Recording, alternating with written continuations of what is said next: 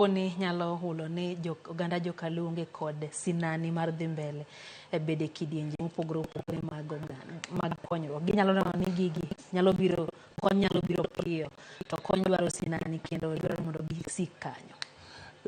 Kwendewa mwae mag luo onagi kod wach pur ok osebedo maber ahinya, to kata gik ma mondo koro ji riwre mondo otim tich kanyakla, waneno ka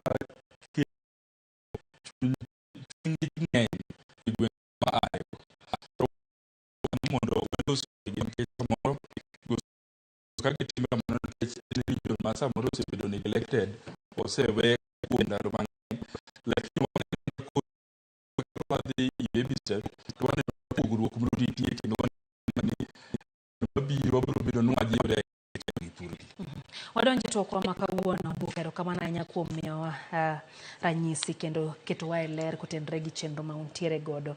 Waseneno ka kinde mokadho koth mapek nochwe pacho kae.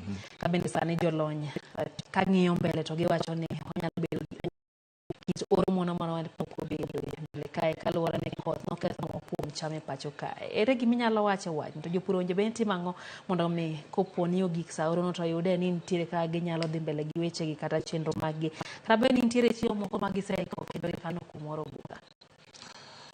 Waneno ka koth odwa chwe mopogore kendo okelo shida mang'eny, to waneno ka kuonde man piny sana kopogore kod kuonde machalo Kano, kuonde ma several acres, kuonde moko ma pi nosebedo mang'eny, kata mana cham ok nyal timore. To kendo waneno ka kuonde ma chiegni kod dho nam, waneno ka tinde Lake Victoria wuok oko kendo ok odok kaka notimre chon. Wuok oko kendo ka puothe mang'eny dala. Koro jowa gima dang'e ni ka wanyalo kano go pigni, kata ka nitie kaka dikuny yawo ama kuonde moko ma yapni, yawo gi inyalo los kod jowa mani sirikal kata wabunge kanyalo medo kunyo gi mondo wati kod pi ma koro dhi nono ni ndalo ma koro chieng' nyalo bedo maber kabisa. To joma bende nitie dho nam, i pi ma osiko bende dwaher ma mondo wachnegi mondo pi ma gineno kanyono en pi manyalo miyowa chiemo. Kik wanene anena ni en pi ma rech odakie ma gimwanyalo golo kuro en mana rech.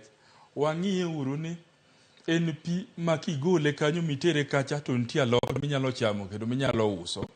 Kendo kigole kanyo mitere kacha in gi rabuon, in gi muogo, in gi bendi moro, in gi oduma moro ma samoro waluongo ni bando minyalo chamo. To kanyakla ma wanyalo harvest kowuok kado. Nitie kaka donji buche opogore ma diyudie kata na tangi moko matin mauni ok ng'iepi. No ka joma nigi tangi helago bedo kod nundu moro mane wan go e tok jikon ma bende ne miyo chiemo, miyudo ka pesa mane didhi nyiewo go alot koro pesa no odong' e fuko. Pesa mane didhi nyiewo go odong' e fuko kata koro ma nigi suduno matin e tok jikon kucha odong' pinga mionge gocha pesa cha iteri chiro kucha. Koro gigi gin gik moko matindo tindo to gikelo pogruok maduong' kabisa. Koro dwaher ma mondo wawache ni jowagi ni wakawe uru loso chiembwa ni kendwa ni gi siso madwarore, nikech chiembi bende kiyude milose kendi ngeni chamo gima chal nade. Kidhi chiro inyiewo nyanya mosewuotho kuonde moko ma nyanya ng'ato yudo ka nyanya nigi tuo, odhi okawo yath mar kuodo iluongo ka to nyanya gima ber ma ok nyalo obro kabe to tire i chiro mondo idhi nyiewo.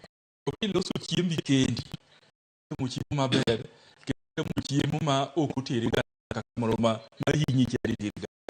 Koro mondo oko mondo niuru kadwa konyo pi ma koro obiro nwa mang'eny mondo watigo kudo chiemo moko biro koro chieng' biro donjo. Wach mar bende wantiere kod